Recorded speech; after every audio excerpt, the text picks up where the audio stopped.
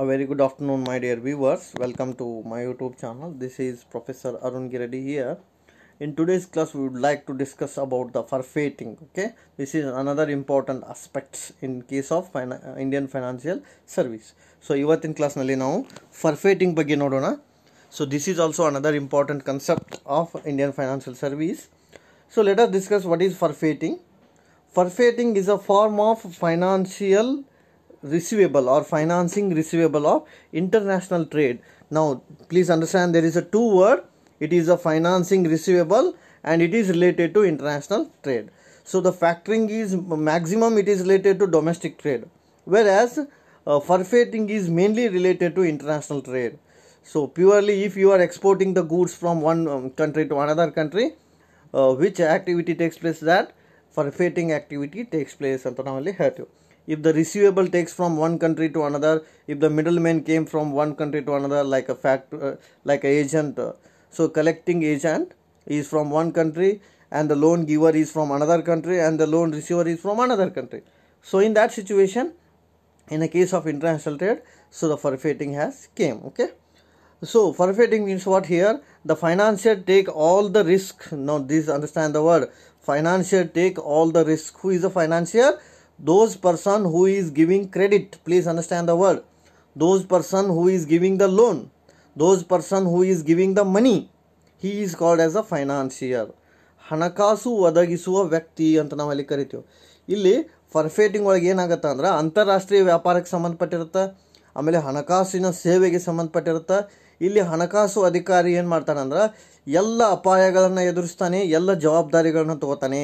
He has to take all the risk and responsibility. Please understand the word here. The financier has to take all the risk and responsibility in relation with collection of a receivable. Andre ಏನು ಮಾಡ್ತಾರೆ ಇಲ್ಲಿ? Financier has to maintain all the risk and reward. Means here you can understand that agent is not taking any risk, certain risk. Like in case of a factoring, agent is taking more risk. But in case of a forfeiting, the financier has to take all the risk and responsibility while collecting the receivable ಅಂತ ನಾವಲ್ಲಿ ಹೇಳ್ತೀವಿ. So ನಾವೇನು receive ಮಾಡ್ತಾ ಇರ್ತೀವಲ್ಲ, ಆ goods ಇರ್ಬೋದು, ಆ service ಇರ್ಬೋದು, ಟ್ರಾನ್ಸಾಕ್ಷನ್ ಇರ್ಬೋದು, ಆ ರಿಸೀವ್ ಮಾಡೋ ಸಂದರ್ಭದಲ್ಲಿ ಫೈನಾನ್ಷಿಯರ್ ಏನು ಮಾಡ್ತಾನೆ ಅಂದ್ರೆ ಎಲ್ಲ ರಿಸ್ಕ್ ರಿವಾರ್ಡನ್ನ ಏನು ಮಾಡ್ತಾನೆ, ಅವ ಎಕ್ಸೆಪ್ಟ್ ಮಾಡ್ಕೋತಾನೆ ಅಂತ ನಾವಲ್ಲಿ ಹೇಳ್ಬೋದು. Let us discuss the in brief meaning of forfeiting. Forfeiting ಅಂದರೆ ಏನು, ಅದರೊಳಗೆ ಏನೇನಿರುತ್ತೆ ಅಂತ ನೋಡೋಣ. Forfeiting is first called as it is a financial service. ನೆನ್ಪಿಟ್ಕೊರಿ, forfeiting is a kind of financial service. Forfeiting ಅನ್ನೋದು ಒಂದು ತರಹದ ಹಣಕಾಸಿನ ಸೇವೆ ಅಂತ ನಾವಲ್ಲಿ ಕರಿತೀವಿ. Forfeiting is some kind of financial service and it is used as an exporter's financial tool. Please understand the word. Forfeiting is considered as a exporter financial tool. Means what? The exporter is mainly using the forfeiting. Please understand that word. ಅಂದ್ರೆ ಫರ್ಫೇಟಿಂಗ್ ಅನ್ನ ಅದೊಂದು activity, financial service ಅದು.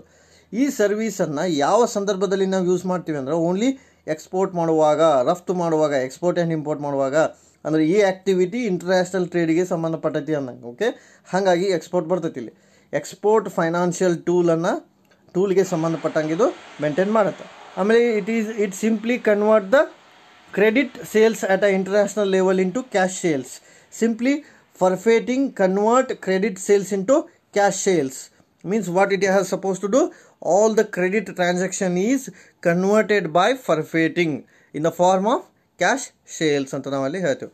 So credit sales ಅಂದ್ರೆ ಉದ್ರಿ ವಸೂಲಾತಿಯನ್ನು, ಉದ್ರಿ ಮಾರಾಟವನ್ನು ನಗದು ಮಾರಾಟ ಆಗಿ ಪರಿವರ್ತನೆ ಮಾಡುತ್ತಾ. ಯಾವುದು ನಗದು ಮಾರಾಟ ಆಗಿ ಪರಿವರ್ತನೆ ಮಾಡತ್ರಿ? ಫರ್ಫೇಟಿಂಗ್. ಆಮೇಲೆ the area covered is export trade ಅಂತ ನಾವಲ್ಲಿ ಕರಿತೀವಿ. ಇಲ್ಲಿ ರಫ್ತು ವ್ಯಾಪಾರಕ್ಕೆ ಸಂಬಂಧಪಟ್ಟಿರುತ್ತೆ area. Mainly I already told that forfaiting is mainly related to export, so that it covered the in the area of export ಅಂತ ನಾವಲ್ಲಿ ಹೇಳ್ತೀವಿ. ಸೊ ರಫ್ತು ಕ್ಷೇತ್ರಕ್ಕೆ ಸಂಬಂಧಪಟ್ಟಿರೋದ್ರಿಂದ ರಫ್ತು ವ್ಯಾಪಾರಕ್ಕೆ ಇದು ಸ್ಟಿಕ್ ಆನ್ ಆಗುತ್ತಾ ಅಂತ ಹೇಳ್ಬೋದು. ಆಮೇಲೆ here the immediate finance will get after exporting the goods provided to exporter ಅಂತ ನಾವಲ್ಲಿ ಕರಿತೀವಿ. When the exporter export the goods, he will get the immediate finance from financier. You can understand that financier can give the finance money immediately when the exporter deliver the goods to users ಅಂತ ನಾವಲ್ಲಿ ಹೇಳ್ಬೋದು. ಯಾವಾಗ ಇಲ್ಲಿ ರಫ್ತುದಾರನು ಸರಕು ಸೇವೆಯನ್ನು ಒದಗಿಸ್ತಾನೆ, so ಆ ಸರಕು ಸೇವೆಯನ್ನು ಒದಗಿಸಿದ ಸಂದರ್ಭದಲ್ಲಿ ಅವಾಗ ಏನು ಸಿಗತ್ತೆ ರೀ, ಇಮಿಡಿಯೇಟ್ ಫೈನಾನ್ಸ್ ಫೆಸಿಲಿಟಿ ಸಿಗುತ್ತೆ, ಹಣಕಾಸು ಸೌಲಭ್ಯ ಅವಾಗ ಸಿಗತ್ತೆ. ಅಂದರೆ ಫರ್ಫೇಟಿಂಗ್ ಅಂದರೆ ಮೀನಿಂಗ್ ಏನಾಯಿತು, it is a financial service, it is related to export tool and it is converted credit sales into cash sales. It is mainly related to export trade, and here the immediate finance is available if the exporter export the goods anta navalli helbo. Let us discuss about the features. Meaning olaga band hogatta almost avane nodona. Let us discuss about the features of furfeiting. Furfeiting the lakshanagalu enu annodanna nodona. Furfeiting olaga ಏನು ಇರ್ತೈತಿ ಅಂದ್ರೆ, it is a contract between exporter and furfeiter. Please understand the word. There is a two parties, one is a exporter, another one is a furfeiter.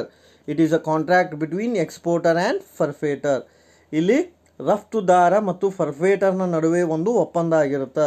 ಈಗ ಹೆಂಗೆ ಫ್ಯಾಕ್ಟ್ರಿಂಗ್ ಒಳಗೆ seller ಮತ್ತು factory ನಡುವೆ ಒಪ್ಪಂದ ಆಗಿರುತ್ತೆ, ಹಾಗೆ ಫರ್ಫೇಟಿಂಗ್ ಒಳಗೆ ಎಕ್ಸ್ಪೋರ್ಟರ್ ಮತ್ತು ಫರ್ಫೇಟರ್ ನಡುವೆ ಏನಾಗಿರುತ್ತೆ ರೀ, ಒಂದು ಮ್ಯೂಚುವಲ್ ಅಗ್ರಿಮೆಂಟ್ ಆಗಿರುತ್ತೆ, ಒಪ್ಪಂದ ಆಗಿರುತ್ತೆ ಅಂತ ನಾವಲ್ಲಿ ಹೇಳ್ತೇವೆ.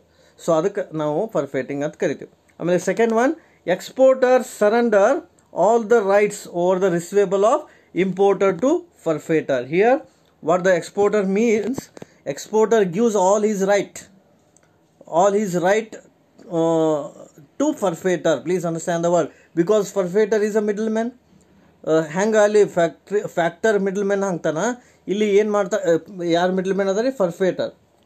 So when the furfeiter want to accept the receivable, so he has to take all the rights, privileges from exporter. ಅಂದ್ರೆ ಇದರ ಅರ್ಥ ಏನ್ರಿ, ಎಕ್ಸ್ಪೋರ್ಟರ್ ತನ್ನ ಎಲ್ಲ ಪ್ರಿವಿಲೇಜಸ್ ಅನ್ನ, ರೈಟ್ಸ್ ಅನ್ನ ಯಾರಿಗೆ ಕೊಟ್ಬಿಡ್ತಾನವ, ಫರ್ಫೇಟರ್ಗೆ ಕೊಡ್ತಾನೆ ಅಂತ ನಾವಲ್ಲಿ ಹೇಳ್ಬೋದು.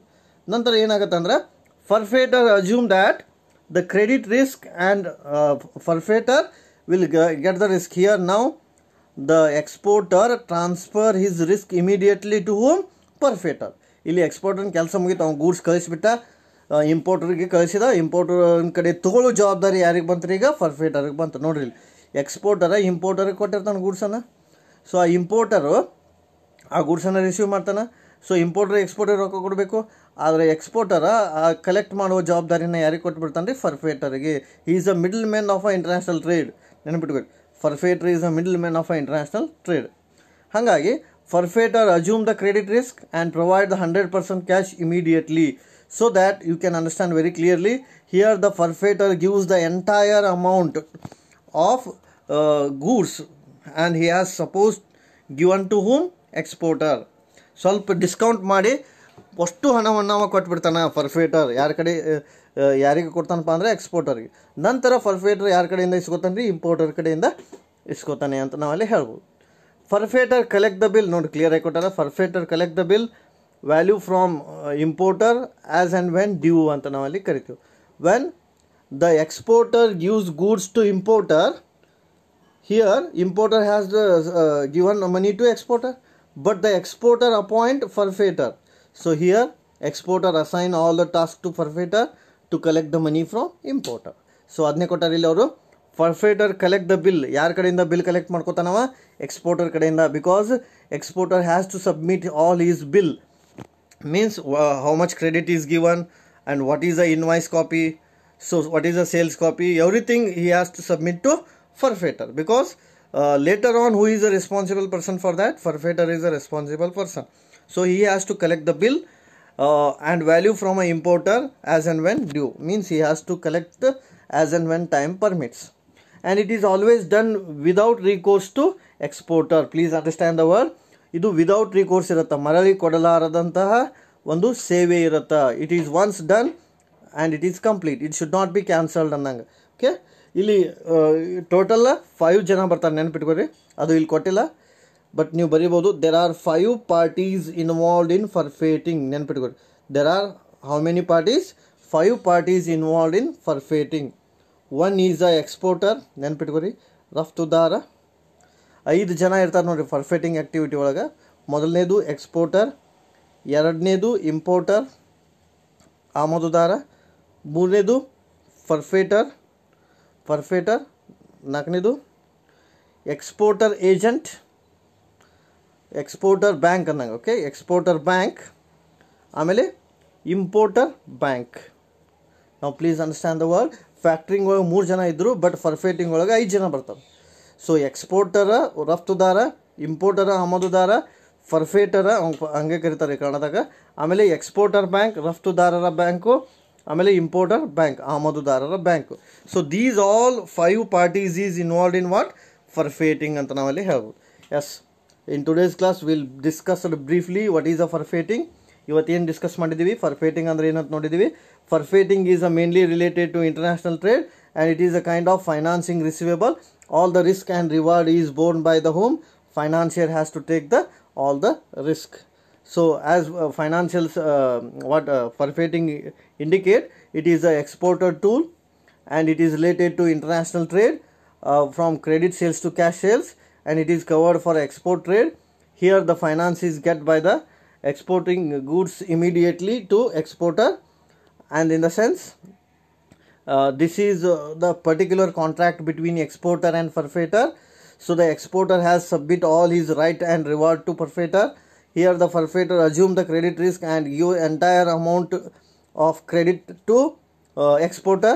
So later on furfeiter has to collect the bills, invoice copies, everything from the exporter.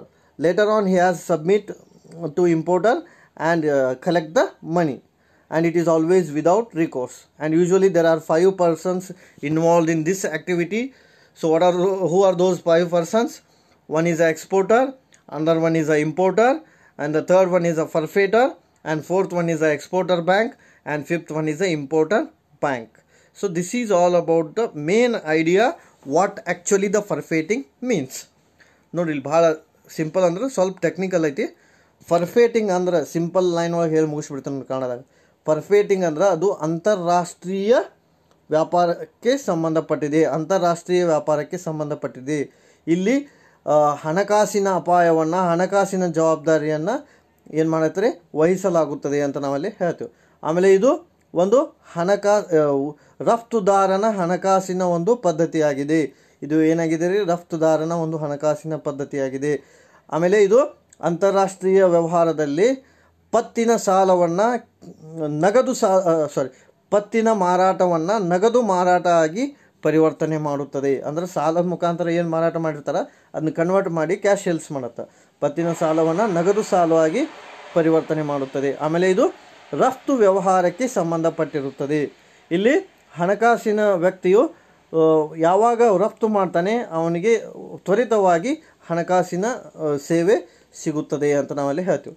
ಆಮೇಲೆ ಇದು ಒಂದು ಒಪ್ಪಂದವಾಗಿದ್ದು ಯಾರ ನಡುವೆ ಒಪ್ಪಂದ ಆಗಿರುತ್ತೆ ರೀ, ರಫ್ತುದಾರ ಮತ್ತು ಫರ್ಫೇಟರ್ನ ನಡುವೆ ನಡೆಯತಕ್ಕಂಥ ಒಂದು ಒಪ್ಪಂದ, ಹಾಗೂ ಇದು ಅಂತಾರಾಷ್ಟ್ರೀಯ ಒಪ್ಪಂದವಾಗಿದೆ. ಆಮೇಲೆ ಇಲ್ಲಿ ರಫ್ತುದಾರನು ತನ್ನ ಎಲ್ಲ ಹಕ್ಕುಗಳನ್ನು, ಬಾಧ್ಯತೆಗಳನ್ನು, ಜವಾಬ್ದಾರಿಗಳನ್ನು ಫರ್ಫೇಟರನಿಗೆ ವರ್ಗಾಯಿಸುತ್ತಾನೆ. ನಂತರ ಫರ್ಫೇಟರನು ಎಲ್ಲ ಸಾಲದ ಅಪಾಯವನ್ನು ಸ್ವೀಕರಿಸಿ 100% ಹಣವನ್ನು ವಾಪಸ್ ಕೊಡುತ್ತಾನೆ. ಯಾರಿಗೆ ವಾಪಸ್ ಕೊಡ್ತಾನೆ ರೀ, ರಫ್ತುದಾರನಿಗೆ. ಆನಂತರ ಫರ್ಫೇಟರನು ರಫ್ತುದಾರನಿಂದ ಮಾರಾಟ ವಹಿಯನ್ನು, ಮಾರಾಟಕ್ಕೆ ಸಂಬಂಧಪಟ್ಟಂಥ ರಸೀದಿಯನ್ನು, ಪ್ರತಿಯೊಂದು ವಸ್ತುವನ್ನು ಸ್ವೀಕರಿಸುತ್ತಾನೆ. ಸೊ ಅದನ್ನು ಅವನು ಆಮದುದಾರನಿಗೆ ಸಲ್ಲಿಸಿ ಆಮದುದಾರನಿಂದ ಬರಬೇಕಾದಂಥ ಹಣವನ್ನು ಫರ್ಫೇಟರನು ಸ್ವೀಕರಿಸುತ್ತಾನೆ. ಹಾಗೂ ಇದು ಯಾವಾಗಲೂ ಮರಳಿ ಒದಗಿಸಲಾರದಂತಹ ಸೇವೆ, ಅಂದರೆ ಒಮ್ಮೆ ಒದಗಿಸಿದರೆ ಆ ಸೇವೆ ಮುಗೀತು. ಸೊ ಇದರಲ್ಲಿ ಒಟ್ಟು 5 ಜನ ಬರ್ತಾರೆ ಫರ್ಫೇಟಿಂಗ್ನಲ್ಲಿ.